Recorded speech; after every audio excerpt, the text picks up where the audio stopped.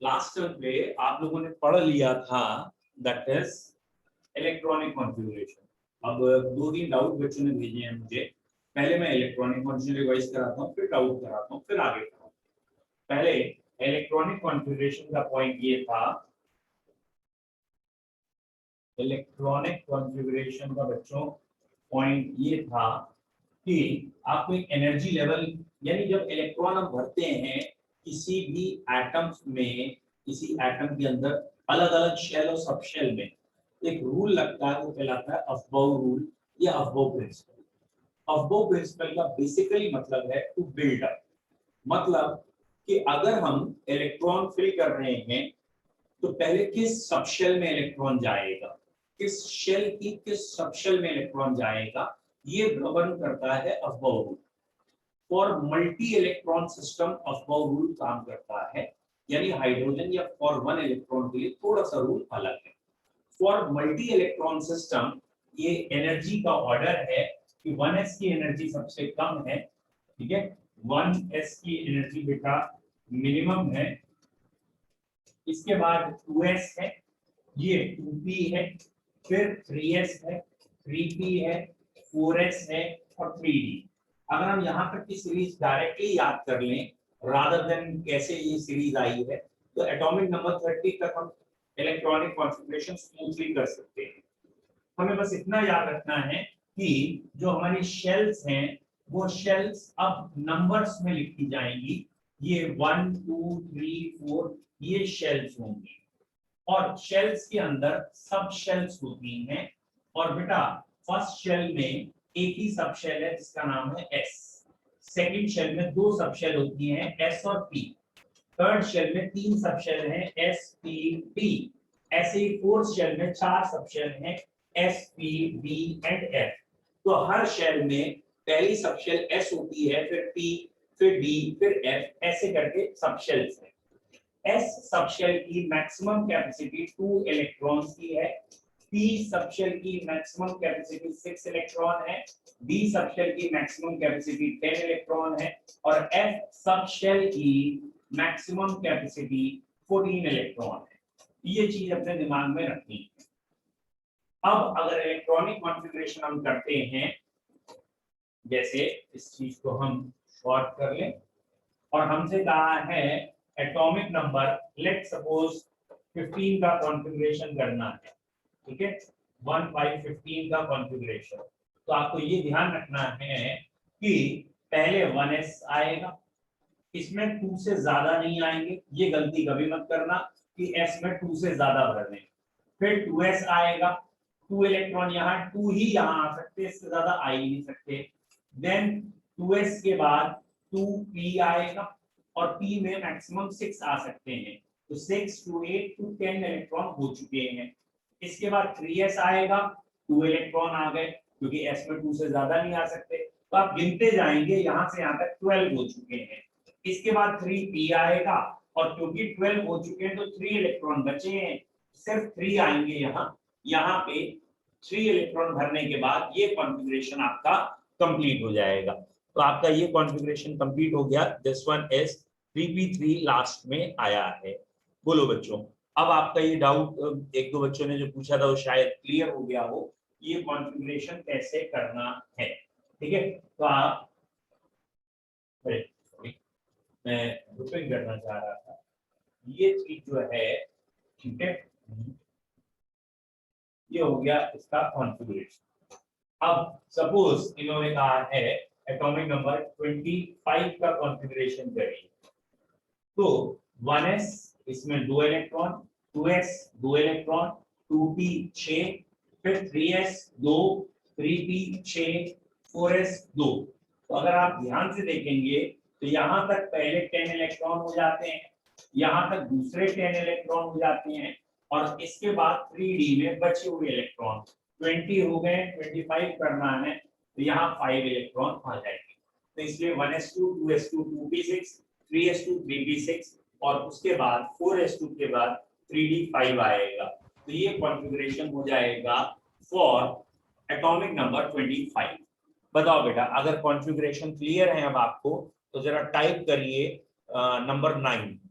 जानबूझ के थोड़ा सा चेंज कर रहे हैं आज नंबर, हाँ, जिससे कि ये पता लगे सुन भी रहे हो नहीं सुन रहे हो। Very good. तो यहाँ कॉन्फ़िगरेशन आप सबको यहाँ तक क्लियर है। 24 और 29 एक्सेप्शन है, ये भी कल बता दिया, ठीक है। दूसरा डाउट अब मैं बता रहा हूँ, एक बच्चे ने पूछा था कि जो मैंने आपको नोट्स भेजे हैं उसमें 24 सॉरी एक सेकेंड है, some basic concept structure of atom भी होगा, एक सेकंड चेक कर लेता हूँ। हाँ ये, तो इसमें एक बच्चे ने मुझसे डाउट पूछा है क्वेश्चन नंबर 14 के थर्ड में, है ना, ये रहा बेटा क्वेश्चन नंबर 14, और इसके थर्ड में उनका डाउट था कि वेलोसिटी ऑफ फोटो इलेक्ट्रॉन कैसे निकालेंगे, ठीक है। 14 का थर्ड, कि वेलोसिटी ऑफ फोटो इलेक्ट्रॉन बताना है, ठीक है। तो ये क्वेश्चन है कि बेटा a photon of wavelength 4 into 10 की power -7 strikes on a metal surface, work function of the metal is 2.13, calculate velocity। तो इस क्वेश्चन में ये कहा है कि एक मेटल है, उसपे एक फोटोन आके टकराता है, टकराने के बाद वो इलेक्ट्रॉन इजेक्ट करता है, इस इलेक्ट्रॉन की वेलोसिटी आपको निकालनी है, ये आपको निकालनी।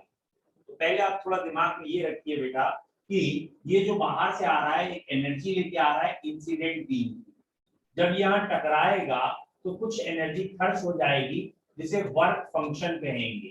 तो बाहर से जो इलेक्ट्रॉन आया वो इंसिडेंट एनर्जी लेके आया, वो एनर्जी वर्क फंक्शन में लग गई और बची हुई एनर्जी ने काइनेटिक एनर्जी दी। तो काइनेटिक एनर्जी कितनी होगी, बाहर से जो एनर्जी आई है उसमें से माइनस करेंगे वर्क फंक्शन को, और काइनेटिक एनर्जी की जगह हम लिख सकते हैं हाफ mv², यानी यहां से वेलोसिटी अगर निकालनी है आपको तो ट्वाइस ऊपर आ जाएगा, m नीचे चला जाएगा, और e i minus work function इस पूरे का अंडर रूट b लेना पड़ेगा, इस पूरे टर्म का अंडर रूट। अब ये सारी वैल्यूज हम इसमें पुट अप करते हैं, क्या क्या वैल्यूज है जरा देखते जाते हैं। और एक बात हमेशा ध्यान रखनी है कि ये जो एनर्जी है ये कई बार डायरेक्ट एनर्जी दे देगा, हमें हम पे मेहरबान है तो एनर्जी डायरेक्ट, और नहीं तो वेवलेंथ दे देगा तो E = hc/λ लगा लेंगे, नहीं तो फ्रीक्वेंसी दे देगा तो E = h लगा लेंगे। ऐसे ही वर्क फंक्शन कई बार हमें डायरेक्ट दे देगा इतना वर्क फंक्शन है, कई बार वो इसे जूल में देगा, कई बार इलेक्ट्रॉन वोल्ट में, तो चेंज कर ले। जैसे इस क्वेश्चन में देखिए बच्चों, इस क्वेश्चन में पहला पॉइंट ये कहा गया है फोटोन ऑफ वेवलेंथ इतना, तो इन्होंने ये लैम्डा दिया है, बाहर से जो फोटोन आके टकरा रहा है वो 4 × 10⁻⁷ इतनी वेवलेंथ का फोटोन टकरा रहा है, और वर्क फंक्शन है 2.13 इलेक्ट्रॉन वोल्ट है। तो 4 × 10⁻⁷ और 2.13 इन दोनों को अपने दिमाग में रखिएगा, ठीक है। 4 × 10⁻⁷, ये जो फोटोन है इसकी वेवलेंथ है 4 × 10⁻⁷ मीटर, और ये जो वर्क फंक्शन है ये 2.13 इलेक्ट्रॉन वोल्ट है। अब आपको दोनों की यूनिट यहाँ सेम रखनी है, इसकी और इसकी यूनिट सेम रखनी है। 1 electron volt equal to 1.6 × 10⁻⁹ joule होता है, तो आपने इलेक्ट्रॉन वोल्ट को मल्टीप्लाई करके जूल में बना लिया, और एनर्जी ऑफ इंसिडेंट लाइट को hc/λ में चेंज कर दिया। ये रही h की वैल्यू, ये रही c की वैल्यू, और ये रहा लैम्डा, ठीक है। आप ये सारी वैल्यू पुट अप करेंगे तो ये आपकी एनर्जी जूल में आ जाएगी। यहाँ इससे मल्टीप्लाई करेंगे 2.13 को, इससे मल्टीप्लाई करेंगे तो ये भी जूल में आ जाएगा। तो अब मैं आपको सिंपली ये कहना चाह रहा हूँ, ये जो एनर्जी है ये आप यहाँ से पुट अप करेंगे, वर्क फंक्शन जो है ये आप यहाँ से पुट अप करेंगे, और ऑब्वियसली मास ऑफ इलेक्ट्रॉन शायद आपको पता ही है, नहीं पता तो अब लिख लीजिएगा 9.1 × 10⁻31 kg होता है। यहाँ हमें kg में वैल्यू चाहिए होगी क्योंकि इलेक्ट्रॉन का मास चाहिए होगा, तो ये आएगा। तो I hope so velocity of ejected photo electron आप निकाल लेंगे। पलाक्ष ने आंसर भी इसका बता दिया है कि काइनेटिक एनर्जी इतनी आएगी तो वेलोसिटी। क्या बच्चों आपको समझ में आया? जिस भी बच्चे ने क्वेश्चन पूछा था क्या उसको ये क्लियर है कि करना कैसे है? ओके, अगर क्लियर है तो वो बच्चा 9 टाइप कर दीजिए, या बाकी बच्चों को भी क्लियर है तो 9 टाइप कर दीजिए, नहीं तो इसको और आगे बताना है तो वो भी बताया जाए। आगे तो बस वैल्यूज पुट अप करनी है। Very nice. तो मैक्सिमम बच्चों ने मेरे को अभी 9 टाइप कर दिया। आई होप सो जिसका क्वेश्चन है उसने भी कर ही दिया हो। ठीक है, वेरी नाइस, गुड। तो ये अब हम वापस आ जाते हैं। ठीक है, वापस आने का मतलब ये हमने इलेक्ट्रॉनिक कॉन्सेप्ट थोड़ा आउट ऑफ ऑर्डर जाके किया था। उसके पीछे एक रीजन भी था। एक तो एक दो बच्चों का एग्जाम का टेस्ट था, but the more important reason is this कि जब आपके दिमाग में पहले से कॉन्फ़िगरेशन होता है तो अब जो हम पढ़ने जा रहे हैं वो आपको थोड़ा और इंटरेस्टिंग लगता है, थोड़ा अच्छा लगता है। तो अभी तक क्या पढ़ा है? अभी तक हमने ये पढ़ा है कि डाल्टन भाई साहब आए और उन्होंने कहा एटम एक चीज होती है। उन्होंने थ्योरी दे दी डाल्टन एटॉमिक थ्योरी, जिसका पहला पॉइंट था एटम इज इनडिविजिबल, एटम आगे नहीं टूटेगा। इसके बाद बाकी साइंटिस्ट को थोड़ा सा परेशानी हुई कि एटम क्यों नहीं टूटेगा, क्योंकि ए टॉम वर्ड दिया था, टॉम मतलब डिविजिबल, ए मतलब इनडिविजिबल। तो थॉमसन ने सबसे पहले इनकी क्लास ली, यानी थॉमसन ने डाल्टन थ्योरी को फेल किया। उन्होंने अपने डिस्चार्ज ट्यूब एक्सपेरिमेंट किया, इलेक्ट्रॉन निकाले और इलेक्ट्रॉन की डिस्कवरी कैथोड रेज बताई। फिर थॉमसन के और रदरफोर्ड ने और गोल्डस्टीन ने मिलकर या इनका एक्सपेरिमेंट से प्रोटॉन, या ये कहें हाइड्रोजन के प्रोटॉन को हम कहते हैं, हाइड्रोजन से एक इलेक्ट्रॉन निकाल दें तो उसके न्यूक्लियस को प्रोटॉन कहते हैं, तो प्रोटॉन की डिस्कवरी हुई।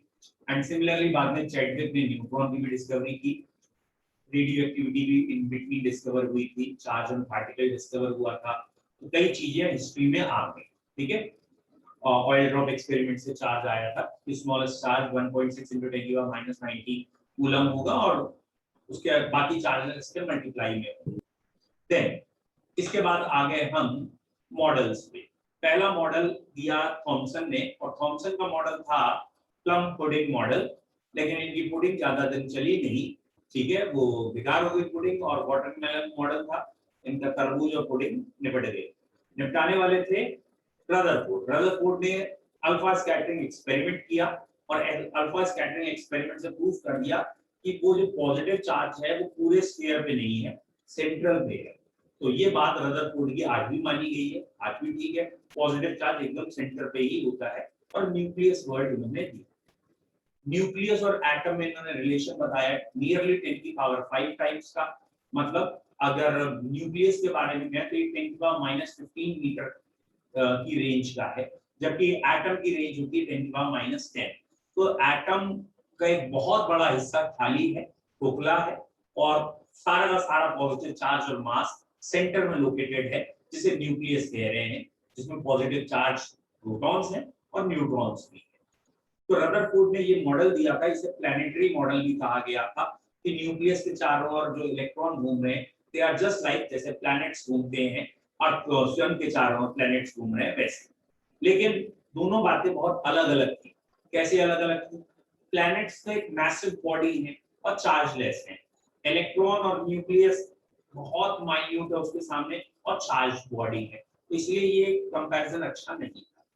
फॉलोड बाय मैक्सवेल ने एक थ्योरी दी। उस थ्योरी में उन्होंने कहा कि अगर कोई charge body, charge particle move करता है, then it definitely radiates energy, emits energy, और अगर ये एनर्जी एमिट करेगा तो एनर्जी कम हो जाएगी, और ये पाथ जो सर्कुलर या है वो धीरे धीरे स्पाइरल हो जाएगा और इलेक्ट्रॉन न्यूक्लियस में आके फ्यूज हो जाएगा।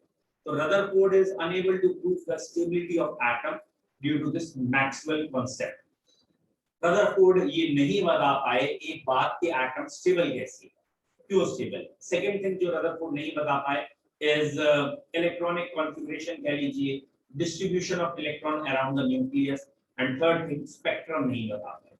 ठीक है, फॉलोड बाय स्पेक्ट्रम या इन सब चीजों के लिए फिर नेक्स्ट वर्ड आया कि इलेक्ट्रोमैग्नेटिक वेव्स होती है। इलेक्ट्रोमैग्नेटिक वेव्स वो वेव्स हैं जिसमें एक डायरेक्शन में इलेक्ट्रिक फील्ड है, दूसरे डायरेक्शन में मैग्नेटिक फील्ड है, और तीसरे डायरेक्शन में वेव चल रही है। एक्स वाई जेड एक्सेस है, तो ये अगर एक्स वाई जेड एक्सेस है, इस एक्सेस में इलेक्ट्रिक फील्ड है, इस एक्सिस में मैग्नेटिक फील्ड है, तो इस एक्सिस में हमारी वेव चल रही है। इलेक्ट्रोमैग्नेटिक वेव्स में मेन 3 कैरेक्टर दिए गए, एक तो इसमें electric magnetic fields perpendicular to each other है, दूसरा ये विदाउट एनी मीडियम भी प्रोपोगेट कर सकती हैं, और तीसरा इनकी जो वेलोसिटी मानेंगे स्पीड ऑफ लाइट से होगी। और जैसे हर वेव के 6 कैरेक्टर होते हैं, वो 6 कैरेक्टर हमें पढ़ने होते हैं। Wavelength, frequency, 1 upon wavelength is wave number, 1 upon time period is frequency, then velocity of wave, that is c equal to nu lambda, and at last amplitude। तो वेव के कैरेक्टर बताएगा ये है। लेकिन जब वेव समझ में आई, इसे वेव कहते हैं, इसे वेवलेंथ, वेव्स कंटीन्यूअस होती है, हर तरफ स्प्रेड होती है, तो प्लैंक्स ने पंगा लगा दिया। प्लैंक का नाम ही पंगा लगाना, उन्होंने क्या पंगा लगाया, ये वेव कंटीन्यूअस नहीं है, ये भी एक छोटे बंडल्स या पैकेट्स में ट्रेवल कर रही है, लेकिन वो स्पीड इतनी ज्यादा या पैकेट इतने छोटे हैं कि पास में लगते हैं कि हमें कंटीन्यूअस लग रहे हैं। और उसने कहा हर पैकेट की एनर्जी जो है वो डायरेक्टली प्रोपोर्शनल है उसकी फ्रीक्वेंसी के। तो energy of any packet is directly proportional to frequency, is E is proportional to nu, यानी E equal to h nu, और अगर बहुत सारे पैकेट्स हैं तो E equal to n times h nu. और इसमें एक बहुत पॉपुलर क्वेश्चन बनेगा, दैट इज एक बल्ब जल रहा है और वो 400 वॉट का है, और वो जो लाइट दे रहा है वो 100 आर्मस्ट्रॉन्ग की लाइट आ रही है, तो बताओ कि 1 सेकंड में कितने पार्टिकल आ रहे हैं। तो वही है, जो 400 वॉट का बल्ब है तो वो 400 जूल पर सेकंड एनर्जी डाल रहा है, ये E की वैल्यू हो गई n टाइम्स h न्यू या hc अपॉन लैम्डा। तो लैम्डा गिवन होगा, h और c कांस्टेंट है, पुट अप करेंगे, दैट इज यहां से आएगा प्लैंक क्वांटम थ्योरी का रिलेशन। थॉमसन ने फिर फोटो इलेक्ट्रिक इफेक्ट पे भी काम किया, जब उसने देखा मैं लगातार नाकाम हो रहा हूं तो कुछ तो अच्छा काम करो। Photo electric effect is also given by Thomson. तो बेसिकली फोटो इलेक्ट्रिक इफेक्ट ये बताता है कि ये जो पार्टिकल नेचर है, यानी इलेक्ट्रॉन का जो मूवमेंट है या ये चीजें जो मूव कर रही है, ये पार्टिकल नेचर है लाइट का और इलेक्ट्रॉन का। तो उन्होंने कहा जब सनलाइट पड़ती है किसी मेटल सरफेस पे या लाइट पड़ती है, इलेक्ट्रॉन इजेक्ट होते हैं, और जो लाइट इंसिडेंट आ रही है उसकी जब आप फ्रीक्वेंसी बढ़ाते हो तो जो पार्टिकल निकलता है उसकी काइनेटिक एनर्जी बढ़ जाती है, फ्रीक्वेंसी से काइनेटिक एनर्जी। तो इसमें आपको याद रखना है F is directly proportional to KE, मतलब फेक वर्ड याद कर लो, FAKE fake, F for frequency, KE for kinetic energy, और जो A है उसे प्रोपोर्शनल मान लीजिए। तो फ्रीक्वेंसी बढ़ाने में काइनेटिक एनर्जी बढ़ाएंगे, और जब आप बाहर से जो लाइट आ रही है उसकी इंटेंसिटी बढ़ा दो, ज्यादा वेव भेज दो, तो इंटेंसिटी बढ़ाने में नंबर ऑफ फोटो इलेक्ट्रॉन बढ़ेंगे। और फोटो इलेक्ट्रिक इफेक्ट में एक ही मेजर फार्मूला है, दैट इज इंसिडेंट बीम की energy is equal to work function plus kinetic energy. ठीक है, तो फोटो इलेक्ट्रिक इफेक्ट हमने पढ़ लिया था, हर एक मेटल का वर्क फंक्शन अलग-अलग है। वर्क फंक्शन से कम एनर्जी की अगर आप लाइट डाल रहे हैं या थ्रेशोल्ड फ्रीक्वेंसी से कम फ्रीक्वेंसी की लाइट डाल रहे हैं तो इलेक्ट्रॉन नहीं निकलेगा, चाहे कितनी देर तक डालते रहें। थ्रेशोल्ड फ्रीक्वेंसी पे इलेक्ट्रॉन निकलता है बट जीरो वेलोसिटी से, थ्रेशोल्ड से ज्यादा जब एनर्जी देंगे तब इलेक्ट्रॉन निकलेगा किसी एक वेलोसिटी के साथ, जैसा भी हमने न्यूमेरिकल। इसके साथ यहाँ एक वर्ड स्पेक्ट्रम थे हमारे, दैट इज जैसे इलेक्ट्रोमैग्नेटिक वेव का हमने स्पेक्ट्रम पढ़ा, वैसे ही हमारे पास यहाँ हाइड्रोजन का स्पेक्ट्रम कोर्स में है, जो मेनली बोर्स मॉडल में हमने पढ़ा है। ठीक है, फिर भी एक वर्ड स्पेक्ट्रम में आपको थोड़ा सा फिर से बताना चाहूंगा। ठीक है, स्पेक्ट्रम बेसिकली सरल भाषा में अगर आप समझे तो स्पेक्ट्रम का मतलब कंप्लीट रेंज और डिस्टिंग्विश फॉर्म में है। जैसे आपके पास मान लीजिए बहुत सारी वॉचेस हैं, घड़ियां हैं, सस्ती से लेके महंगी तक, आपने सबको एक ऑर्डर से डिस्प्ले कर दिया कि ये भैया सबसे सस्ती वाली घड़ी हमारी 5 लाख की है और ये सबसे महंगी वाली घड़ी 5 करोड़ की है, ये 5 लाख से 5 करोड़ तक आपने डिस्प्ले लगा दिया, तो आपका ये स्पेक्ट्रम बन गया, spectrum of watches. Is it clear? और इन्हें मिला के आपके घर वालों ने 5 लाख से 5 करोड़ को समेट के जूम करके रख दिया एक डब्बे के अंदर। तो ये जो मिला के डब्बे के अंदर रख दिया वो है व्हाइट लाइट। समझ में आ रहा है? व्हाइट लाइट जब ब्रेक होती है तो 7 कलर्स में ब्रेक होती है, मालूम है, रेनबो का है, विबग्योर का कांसेप्ट। तो ये स्पेक्ट्रम का कांसेप्ट ये बताना चाह रहे हैं कि यहाँ से व्हाइट लाइट आई और ये प्रिज्म पे पड़ी, प्रिज्म पे पड़ने के बाद ये दैट इज स्कैटर होगी और यहाँ अगर इसका इंप्रेशन लेंगे तो ये विबग्योर जैसा इंप्रेशन, या ये सारे कलर अलग अलग हो जाएंगे। तो व्हाइट लाइट 7 कलर में ब्रेक होगी और सारे के सारे कलर्स अलग हो जाएंगे। ओके, ये 7 कलर्स है, ये 7 के 7 कलर्स डिस्टिंग्विश हो जाएंगे। इस वर्ड को हम कह रहे हैं व्हाइट लाइट का स्पेक्ट्रम।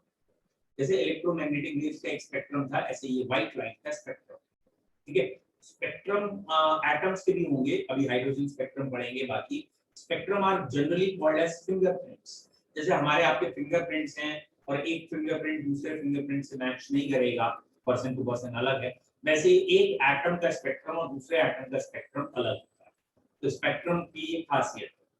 नाउ स्पेक्ट्रम के और कौन-कौन से टाइप होते हैं?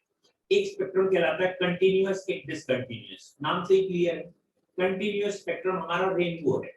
मतलब रेनबो जब आप देखेंगे तो आपको सारे कलर दिखेंगे और एक कलर के एंड के बाद दूसरा कलर स्टार्ट होगा, वहां पे थोड़ी सी मर्जिंग होगी। जैसे सपोज रेड कलर है, वो धीरे धीरे रेड की इंटेंसिटी कम होगी और व्हाटएवर द नेक्स्ट कलर, वो उसकी इंटेंसिटी धीरे धीरे बढ़ेगी। But there is no black और डार्क लाइन, वो कलर ही चलता रहेगा, एक दूसरे में मर्ज होगी और मर्ज होते होते लास्ट में वॉयलेट आ जाएगा। कहीं ब्लैक लाइन नहीं होगी, सारे कलर्स दिखेंगे। That is continuous spectrum. What is discontinuous या व्हाट आर डिसकंटीन्यूअस स्पेक्ट्रम्स? नाम से क्लियर है, बीच में से कुछ गायब कर दो, यहाँ से इंडिगो गायब कर दिया, ब्लू गायब कर दिया या और कोई कलर गायब कर दिया, तो ये वाला स्पेक्ट्रम आपका क्या कहलाएगा? Discontinuous spectrum. अगर कोई एक आध कलर आगे पीछे गायब है, चाहे शुरुआत का चाहे आखिरी का, इससे मतलब नहीं, क्योंकि वो फिर हमें यहाँ ब्लैक लाइन दिखने लगेगी या यहाँ ब्लैक लाइन, तो जरूरी नहीं बीच का कलर गायब हो, कहीं का भी कलर गायब है तो डिसकंटीन्यूअस स्पेक्ट्रम। तो एक वर्ड हो गया कंटीन्यूअस, डिसकंटीन्यूअस, ये बहुत सिंपल वर्ड है। ऐसे बच्चों दो वर्ड और हैं, one is called as line spectrum, one is called as band spectrum. तो जैसे अभी एक हमने वर्ड बोला कॉन्टिन्यूअस एंड डिसकंटीन्यूअस स्पेक्ट्रम, ऐसे एक वर्ड है हमारा line spectrum and band spectrum. वैसे इसमें कोई बहुत बड़ी बात नहीं है। लाइन स्पेक्ट्रम बेसिकली कहलाता है जब इंटेंसिटी बहुत कम होती है, कलर्स की इंटेंसिटी कम है, एक एक दो दो लाइंस हैं खाली, मतलब थिन मार्जिन आती है। और बैंड स्पेक्ट्रम तब कहलाता है, जैसे आप सिंपल अगर थ्रेड का एग्जांपल लीजिए, अगर एक थ्रेड आप देखेंगे वो लाइन है और उसी थ्रेड को लपेटते जाए लपेटते जाए लपेटते जाए, मतलब नंबर्स इंटेंसिटी बढ़ा दें, तो वही चीज हमें बैंड दिखने लगती है। तो दैट इज बैंड स्पेक्ट्रम। जब इंटेंसिटी ज्यादा होती है, वेव्स ज्यादा होती हैं, कलेक्शन होते जाता है, तो वो चीज स्प्रेड हो जाती है या वो एक थिकनेस ले लेती है, दैट इज बैंड स्पेक्ट्रम। तो इसमें भी ज्यादा क्वेश्चन बनते नहीं है लाइन या बैंड में, क्वेश्चन बनते हैं एब्जॉर्प्शन एंड इमिशन स्पेक्ट्रम में। तो अब आप इस पे फोकस करिए, बाकी तो इतना इंपॉर्टेंट नहीं है। One is absorption spectrum and other is emission spectrum. इन दोनों पे हमें फोकस करना है, एब्जॉर्प्शन और इमिशन स्पेक्ट्रम पे। ठीक है, अब बेटा इसको समझाने के लिए मैं एक सिंपल एग्जांपल ले लेता हूं एब्जॉर्प्शन और इमिशन समझाने के लिए। मान लीजिए ये एक एग्जीबिशन लगा दी गई है करेंसी की। मान लो मोदी जी ने फिर से कोई नई करेंसी निकाली और कह दिया टीवी पे आके, आज रात 8 बजे से या 12 बजे से, जी मान्य नहीं, ये 2000 के नोट भी गए, तो वो तो कह देंगे ये लीगल टेंडर नहीं रहा। तो उन्होंने कहा जो है बाकी लोग आके करेंसी देख लो, नई करेंसी कौन सी है। लेट्स सपोज ये नई करेंसी लगी है, ये 5 लाख रुपए का नोट निकाल दिया, ये 20 लाख रुपए का नोट निकाल दिया और एक और निकाल दिया 50 लाख का, एक और नोट निकाल दिया 1 करोड़ का। तो ये करेंसी उन्होंने 4 नई बना दी। कलर्स का बड़ा शौक है, होली बड़ा खेले हैं, या ये कहें he is very much inspired by Sholay, मान होली का वह सांबा और कालिया व्हाटएवर, तो इन्होंने कलर्स दे दिए होंगे जो भी इनके समझना है। ठीक है, ये 4 करेंसी है डन। ये 4 करेंसी का डिस्प्ले है, एक ऑर्डर में डिस्प्ले है और ऑब्वियसली हम पढ़ने जा रहे हैं एब्जॉर्प्शन और इमिशन स्पेक्ट्रम, बस उसी को आपको ध्यान रखना है।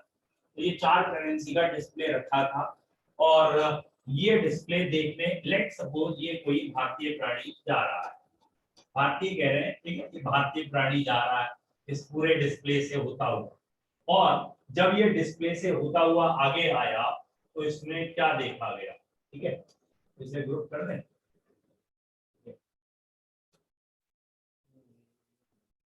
ठीक है, तो ये हो गई कहानी बच्चों। क्या हो गई कहानी?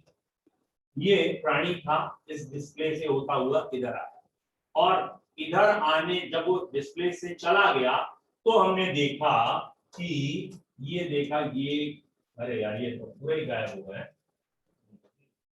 ये जब चला गया यहां से तो हमें पता चला इसके जाने के बाद ये ग्रुप हो गया। ठीक है, चलो दोबारा ये ड्रॉ कर देते हैं।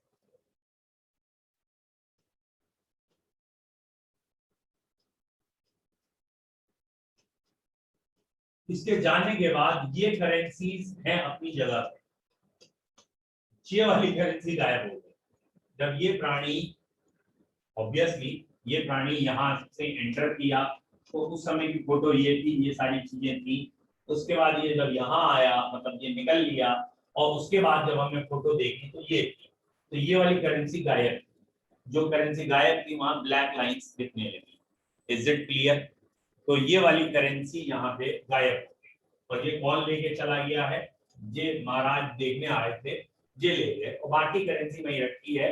जो 20 लाख वाली करेंसी थी वो गायब कर ली। ठीक है, ये गायब कैसे की? इनने एब्जॉर्ब कर ली, ये इनने एब्जॉर्ब कर ली और एब्जॉर्ब करके निकल लिए। ठीक है, व्हाट इज एब्जॉर्प्शन स्पेक्ट्रम? ये है व्हाइट लाइट, हमारे पास है व्हाइट लाइट।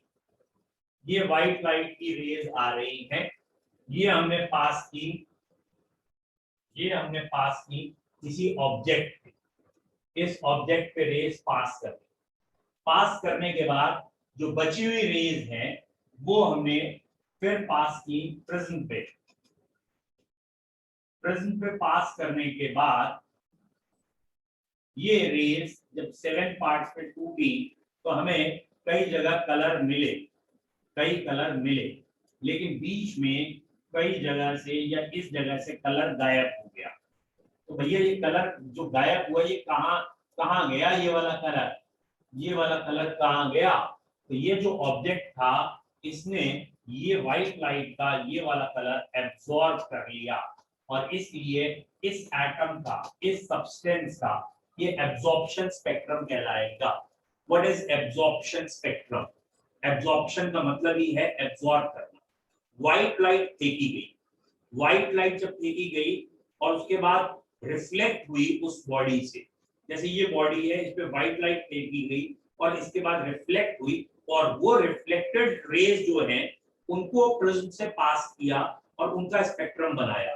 तो देखा अरे ये कलर गायब है और जो जो कलर गायब थे वो इस बॉडी के अंदर क्या हो गए थे? Absorb. This spectrum is known as absorption. तो एब्सॉर्प्शन स्पेक्ट्रम कैसे बनता है? पहले हम व्हाइट लाइट पास करते हैं, वो व्हाइट लाइट बच्चों वो वाली व्हाइट लाइट ऑब्जेक्ट के ऊपर पहले डाली जाएगी और उसके बाद जो रिफ्लेक्टेड कलर्स होंगे, रिफ्लेक्टेड रेज होंगी, उनको प्रिज्म से पास कर दिया जाएगा। वो जब सेग्रीगेट करके अलग अलग करके देखेंगे तो वो जो स्पेक्ट्रम बनेगा दैट इज एब्जॉर्प्शन। तो starting point is important. White light पहले डालेंगे, कुछ लाइट एब्जॉर्ब होगी, बची हुई लाइट का स्पेक्ट्रम देखेंगे और जहां जहां ब्लैक कलर आ गया वो एब्जॉर्ब हो गया। And absorption spectrum is always discontinuous. क्यों? क्योंकि भैया गारंटेड ये कुछ ना कुछ तो एब्जॉर्ब करेगा ही करेगा। जब कुछ ना कुछ एब्जॉर्ब करेगा तो कुछ ना कुछ ब्लैक लाइंस आएंगी आएंगी।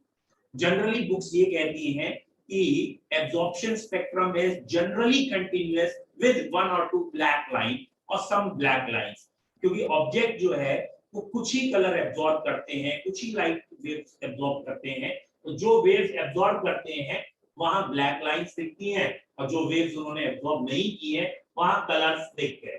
तो absorption spectrum is generally coloured या it is generally continuous with one और two black lines, but discontinuous है क्योंकि एक भी ब्लैक लाइन है तो डिसकंटीन्यूअस है। बट हाँ ओवरऑल कलर्स ज्यादा दिख रहे हैं, एक आध ब्लैक लाइन।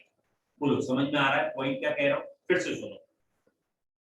ये भैया ऑब्जेक्ट था, लाइट फेंकी गई, कुछ लाइट एब्जॉर्ब हो गई, जो बची हुई लाइट है वो बाहर आई। और वो जो बाहर लाइट आई उसका स्पेक्ट्रम बनाया।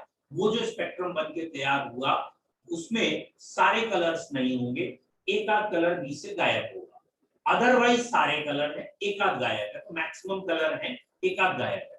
जो गायब हुआ है कलर वो इस ऑब्जेक्ट ने एब्जॉर्ब कर लिया और ये कहलाएगा इस ऑब्जेक्ट का, इस एटम का, इस एलिमेंट का एब्जॉर्प्शन स्पेक्ट्रम। तो एब्जॉर्प्शन स्पेक्ट्रम कंटिन्यूअस है विद वन और two black lines, but it is always discontinuous. ठीक है, तो एब्जॉर्प्शन स्पेक्ट्रम में एक दो ब्लैक लाइंस आने की वजह से डिसकंटिन्यूअस ही होता है। ये कभी भी 100% कंटिन्यूअस नहीं होगा, क्योंकि जो ऑब्जेक्ट है वो कुछ ना कुछ लाइट को एब्जॉर्ब करेगा ही करेगा, रिफ्लेक्ट करेगा। भाई आप प्रैक्टिकल सी बात देखें, हम किसी भी ऑब्जेक्ट को कैसे देखते हैं, क्यों देख पाते हैं? अंधेरे में नहीं देख पाते कोई भी ऑब्जेक्ट, क्यों? क्योंकि जब अंधेरा होता है, लाइट ही नहीं है, व्हाइट लाइट ही नहीं है, तो ना तो कोई एब्जॉर्ब हो रहा है कलर, ना ही कुछ रिफ्लेक्ट हो रहा है। जब हमारी आंखों तक कुछ रिफ्लेक्ट होके ही नहीं आ रहा तो हम सेंस नहीं कर रहे। तो बेसिकली हम जो सेंसेस हमारे पास जो है ह्यूमन बीइंग के पास, वो अंधेरे पे इसलिए नहीं काम कर रहे क्योंकि हम लाइट के फोटोन या विजिबल रेंज पे डिपेंडेंट है कि व्हाइट लाइट डालोगे उसमें कुछ लाइट एब्जॉर्ब होगी, फिर लाइट रिफ्लेक्ट होगी, वही हम पहचान पाएंगे। जबकि इंफ्रारेड बेस्ड कैमरास बन गए हैं या अल्ट्रावायलेट लाइट बेस्ड कोई चीज बन जाए तो वो तो विजिबल रीजन में है ही नहीं। तो वो चीजें डार्क में भी, वो लाइट जो है वो डार्क में भी देखी जा सकती है, उससे ऑब्जेक्ट डार्क में देखे जा सकते हैं। हम व्हाइट लाइट पे डिपेंडेंट है, हम नहीं देख सकते।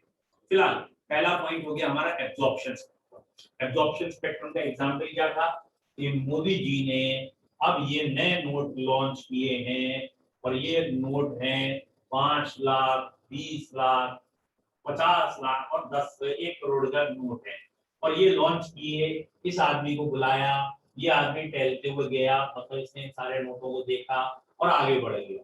जब ये चला गया तो हमने इन नोटों को फिर से अलग करके देखा, तो देखा अबे इसमें नोट गायब है, जो नोट गायब था वो ये ले गया, ये इसका एब्जॉर्प्शन हो गया।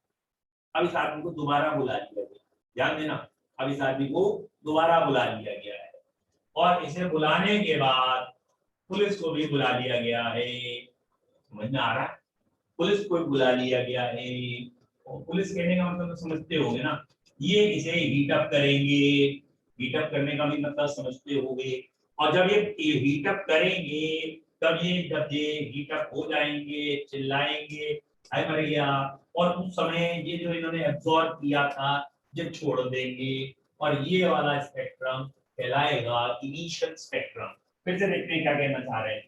इमिशन स्पेक्ट्रम और एब्जॉर्प्शन स्पेक्ट्रम एक ही एलिमेंट में कॉम्प्लीमेंट्री विद ईच अदर होते हैं। कॉम्प्लीमेंट्री यानी जो एब्जॉर्ब किया है वही इमिट होगा एक एलिमेंट में। नाउ ये एक ऑब्जेक्ट है, ध्यान से देखिएगा, ऑब्जेक्ट है, इसको हमने हीट अप किया है। अब की मैंने व्हाइट लाइट नहीं दी है, अब की मैंने हीट करा है। और हीट करने के बहुत से सोर्स हो सकते हैं, फायर हो सकता है, इलेक्ट्रिक मोड हो सकता है, और कोई मोड हो सकता है। इसे हीट किया, हीट करते ही इसके अंदर से रेज निकली। अब की ये अपने अंदर से रेज दे रहा है बिना व्हाइट लाइट लिए। इसने जो रेज इमिट की उन्हें पास किया प्रिज्म पे, और उन्हें पास करने पे फिर एक आध या दो कलर मिलेंगे बस, और बाकी पूरा ये जो सिनेरियो है ये यहाँ से यहाँ तक ब्लैक होगा, फिर यहाँ पे भी ब्लैक होगा, यहाँ पे भी ब्लैक होगा, बीच में सिर्फ यहाँ और यहाँ दो कलर दिख रहे हैं, बाकी कहीं कलर नहीं है। तो इसलिए कहा जाता है कि जो इमिशन स्पेक्ट्रम है वो यूजुअली ब्लैक डिसकंटिन्यूअस है, एक्सेप्ट वन और टू कलर्स, एक या दो लाइंस होती है, बट द इमिशन स्पेक्ट्रम में बी कंटिन्यूअस आल्सो। अगर ये बहुत ही धूर्त प्राणी था, ब्लैक बॉडी कहलाती है धूर्त प्राणी, अगर ये कोई बड़ा ही धूर्त प्राणी था, black body are termed as perfect absorber and perfect emitters. तो ये सारे के सारे कलर पहले एब्जॉर्ब करके बैठा था, और अगर सारे कलर एब्जॉर्ब करके बैठा था तो यहाँ सारे कलर इमिट कर देगा, तब ये स्पेक्ट्रम कंटिन्यूअस भी हो जाएगा। तो इमिशन स्पेक्ट्रम में भी कंटिन्यूअस और discontinuous, while absorption spectrum is always discontinuous. एक तरफ एब्जॉर्प्शन स्पेक्ट्रम देखें, एक तरफ इमिशन स्पेक्ट्रम देखें और अंतर समझें। यहाँ एब्जॉर्प्शन में पहले ऑब्जेक्ट में पहले व्हाइट लाइट भेजी जाती है, व्हाइट लाइट देने के बाद जो रिफ्लेक्टेड लाइट है उसका स्पेक्ट्रम बनाया जाता है और उसके स्पेक्ट्रम में मैक्सिमम जगह पे कलर होते हैं, एक आध जगह से कलर गायब होते हैं। जनरली बॉडीज एक आध कलर एब्जॉर्ब करती हैं, तो ये कलर गायब है, यहाँ ब्लैक है पोर्शन। और ये स्पेक्ट्रम बेसिकली होगा तो डिसकंटिन्यूअस ही, हमेशा डिसकंटिन्यूअस होगा, लेकिन लैंग्वेज में कहा जाता है कि it is almost continuous with one और टू ब्लैक लाइंस। अब इमिशन स्पेक्ट्रम में ये ऑब्जेक्ट है, इसे हीट अप किया है, इसे लाइट नहीं दी है, हीट किया है और इसने अपने अंदर से रेज निकाली है और इसका स्पेक्ट्रम बनाया है। जनरली इसमें एक या दो कलर्स होंगे, बाकी ब्लैक होगा। ये यहां से लेके यहां तक ब्लैक, यहां से लेके यहां तक ब्लैक होगा। इसे जनरली कहा जाता है कि it is generally discontinuous with one और two coloured lines. Generally black है, एक या दो कलर लाइन, बट ये स्पेक्ट्रम डिसकंटिन्यूअस तो जनरली है और ये इट मे बी कंटिन्यूअस। ये बच्चों कंटिन्यूअस भी हो सकता है। ये कंटिन्यूअस क्यों हो सकता है? अगर ये भूत यानी ब्लैक बॉडी हुआ तो ब्लैक बॉडी सारे कलर्स एब्जॉर्ब करता है, सारे कलर इमिट करेगा और सारे कलर इमिट करने की वजह से इट इज एब्जॉर्प्शन इमिशन। समझ में आया हो तो टाइप करो भैया 8 टाइप करो अगर एब्जॉर्प्शन और इमिशन समझ में आ गया हो। प्रगति, उत्कर्ष, देव, राशिका। ऋषिका बेटा आपने कुछ कहा है, मैं देख नहीं पाया। बेटा बॉडी के कलर पे डिपेंड नहीं करते, उल्टा बोल रहे हैं। कलर डिपेंड करता है इस बात पे कि कौन सा वेवलेंथ एब्जॉर्ब हुई और कौन सा इमिट। अगर कोई प्राणी हमें सपोज क्या कोई कलर हमें रेड दिख रहा है तो इसका मतलब वो रेड इसलिए दिख रहा है कि उसके ऊपर जो लाइट टिकी गई है उसमें कुछ लाइट एब्जॉर्ब हो गई है और जो रिफ्लेक्ट होकर हमारे तक आई है उन सबका कॉम्बिनेशन रेड बन रहा था। यानी रेड लाइट, सिंपल भाषा में रेड लाइट एब्जॉर्ब नहीं हुई और रेड लाइट आके हमें दिखी है। तो जो कलर दिखता है हमें वो रिफ्लेक्शन ऑफ रेज की वजह से ही दिखता है। ठीक है बेटा। ऋषिका बेटा आपका क्वेश्चन क्या था? लेकिन शायद यही था आपका क्वेश्चन, शायद। ठीक है, डेफिनेटली इमिशन में कलर आ सकते हैं, जो भी कलर आएगा। ठीक है, ठीक है, यही क्वेश्चन है। Very good. चलिए आज के लिए इतना ही रख रहे हैं। आपको स्पेक्ट्रम वर्ड शायद समझ में आ गए हो, एब्जॉर्प्शन और इमिशन समझ में आ गया, line band, continuous discontinuous, absorption emission. Absorption emission पे ही मेन फोकस है। ठीक, गुड। चलो बच्चों आज के लिए इतना ही। Thank you sir. Thank you sir. Thank you sir. बेटा एक बच्चा पूछ रहा है ऑफलाइन कोचिंग। बेटा जैसे ही गवर्नमेंट का जो भी ऑर्डर आएंगे, आप न्यूज़पेपर देख रहे हैं, हम भी देख रहे हैं, जैसे ही आएंगे offline coaching will be definitely start from that.